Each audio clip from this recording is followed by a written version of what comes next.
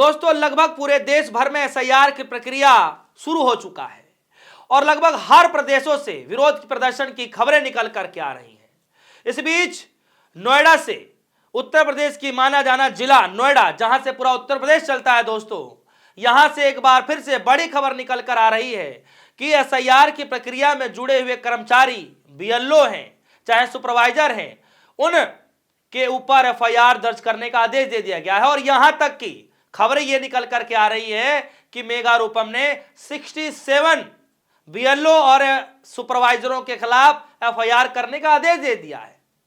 आरोप क्या लगाया गया है यह मैं आपको आगे बतलाने जा रहा हूं, लेकिन यह जरूर बताया जा रहा है दोस्तों कि अब तक की सबसे बड़ी कार्रवाई के तौर पर इसे देखा जा रहा है। कौन है आखिर मेगा रूपम, किस लिए इतना चर्चित है, यह सब कुछ मैं आपको बतलाने जा रहा हूं। दोस्तों सबसे पहले आप यह खबर देखिए कि किस तरीके से 67 बीएलओ और सुपरवाइजरों के खिलाफ एफआईआर करने का आदेश दे दिया है नोएडा के डीएम साहिबा ने। और ये डीएम साहिबा आप सभी को पता है, मेगा रूपम जी, जो कि आज के हालात में, प्रेजेंट टाइम में जो मुख्य चुनाव आयुक्त हैं ज्ञानेश कुमार जी, उनकी बेटी हैं और किस तरीके से ताबड़तोड़ एक्शन ले रही हैं यह मैं आप सभी को बतलाने जा रहा हूं।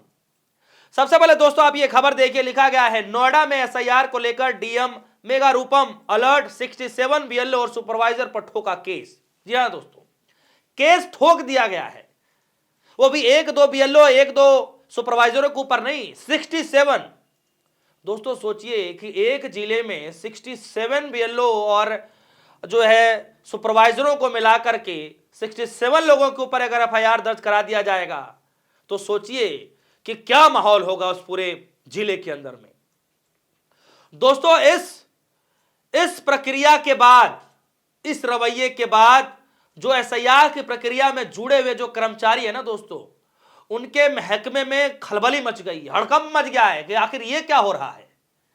दोस्तों मत भूलिए कि 12 राज्यों में एसआईआर की प्रक्रिया शुरू करने का ऐलान किया गया, जिसको लेकर हर प्रदेश से बीएलओ के ऊपर जो दबाव बनाया जा रहा है, जिसको लेकर जो खबरें निकल करके आ रही हैं, जो बीएलओ टूटते हुए नजर आ रहे हैं, अंदर ही अंदर टूटते जा रहे हैं, ऐसी खबरें निकल करके आ रही है दोस्तों।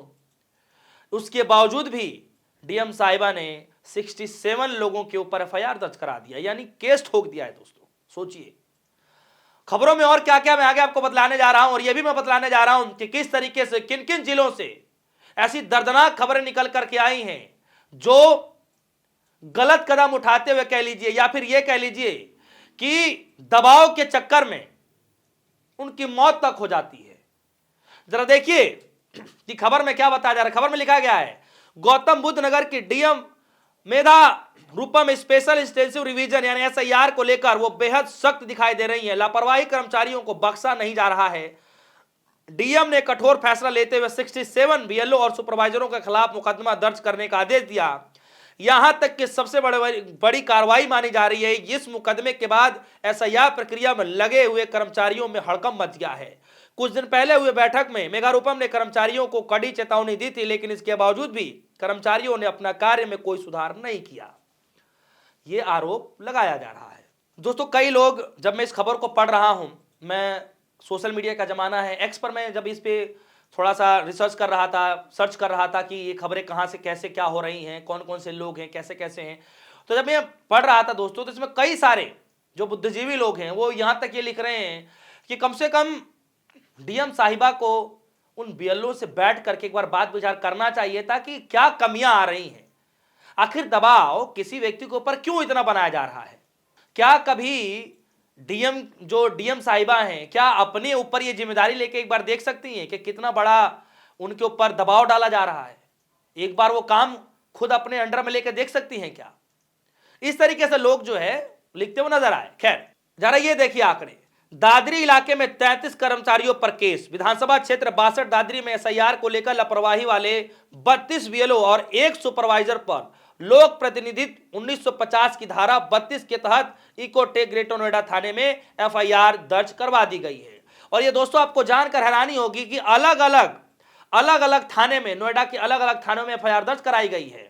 अभी तो सिर्फ मैं दादरी की बता रहा हूं जिसमें 32 बीएलओ हैं और एक सुपरवाइजर है। आगे बढ़ते हैं, थाना जेवर में दोस्तों 17 बीएलओ पर मुकदमा किया गया है। इसी तरीके से विधानसभा 61 नोएडा में 11 बीएलओ और 6 सुपरवाइजर पर थाना दादरी में एफआईआर दर्ज कराई गई है। उसी तरीके से 63 विधानसभा क्षेत्र में 17 बीएलओ के खिलाफ थाना जेवर में मुकदमा दर्ज कराया गया है।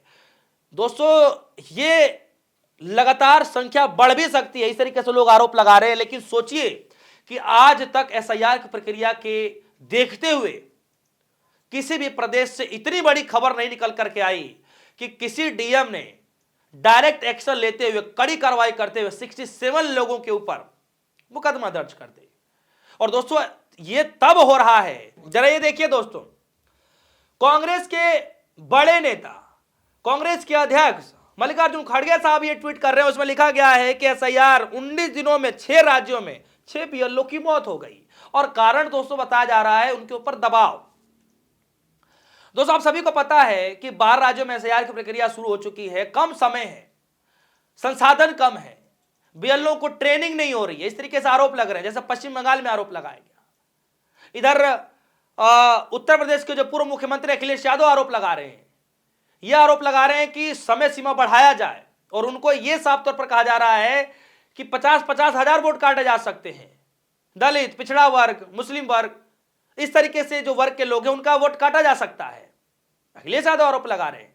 और सोचिए ऐसे हालात में बीएलओ के ऊपर फिर से इधर दबाव बनाया जा रहा है कि आप ये काम नहीं कर पा रहे, हम आपके ऊपर केस कर रहे हैं, चाहे हम आपका एक दिन का तनख्वाह काट लेंगे। ये हाल हो गया है दोस्तों जो मेगा रूपम की मैं बात कर रहा हूं, जो डीएम हैं, वो उनके जो पिता हैं प्रेजेंट हालात में चीफ इलेक्शन कमिश्नर हैं ज्ञानेश कुमार जी। और दोस्तों ये खबर इसलिए भी अहम है क्योंकि ये डीएम साहिबा जो हैं, एक तो ज्ञानेश कुमार जी की जो है बेटी हैं और खुद बड़े पद पर विराजमान हैं ज्ञानेश कुमार जी, डीएम पद पर ये हैं। और जो मेगा रूपम जी हैं वो खुद योगी आदित्यनाथ के सबसे चहीतों में से जो है एक डीएम मानी जाती है, सबसे चहीते अधिकारियों में से मानी जाती हैं। आखिर दोस्तों ऐसी क्या मजबूरी है कि बीएलओ के ऊपर, बीएलए के ऊपर जो है इतना दबाव डाला जा रहा है? क्यों? इसके पीछे के क्या रीजन हो सकता है? दोस्तों पूरे प्रदेश में जब इस तरीके से खबरें आ रही हैं तो मुझे लगता है कि इस पर थोड़ा सावधानी बरतते हुए एक बार फिर से नया निर्णय लेना चाहिए, थोड़ा समय बढ़ाना चाहिए, या फिर इसका क्या दूसरा रास्ता निकल सकता है, इस पर जरूर एक बार सरकार को जो है इस पर चिंतन मंथन करना चाहिए, चुनाव आयोग को चिंतन मंथन करना चाहिए, कम से कम डीएम साहिबा को तो इस पर चिंतन मंथन करना ही चाहिए। दोस्तों किसी पर दबाव बनाकर इस तरीके से काम कराने से कोई फायदा नहीं है, आखिर में व्यक्ति टूट ही जाता है। दोस्तों इस खबर पर आपकी क्या राय है? तमाम प्रदेशों से इस तरीके से खबरें निकल करके आ रही हैं और सबसे बड़ी कार्रवाई के तौर पर डीएम जो नोएडा के डीएम है, गौतम बुद्ध नगर की जो डीएम है दोस्तों, बड़ी कार्रवाई के तौर पर अब तक निकल के आ रहा है दोस्तों। जो एसआईआर की प्रक्रिया में जो जुड़े हुए कर्मचारी हैं उनके कह लीजिए कि टीम के अंदर पवंडर मच गया है, खलबली मच गई है कि आखिर ताबड़तोड़ एक्शन क्यों लिया जा रहा है। आपको क्या लगता है कि ताबड़तोड़ एक्शन क्यों लिए जा रहे हैं? आखिर बीएलओ पर दबाव क्यों बनाया जा रहा है? आपके मन में कोई सवाल होगा वीडियो कमेंट सेक्शन में जाइएगा, फिर राजू रखिएगा। फिलहाल के लिए दीजिए इजाजत, न्यूज़। धन्यवाद।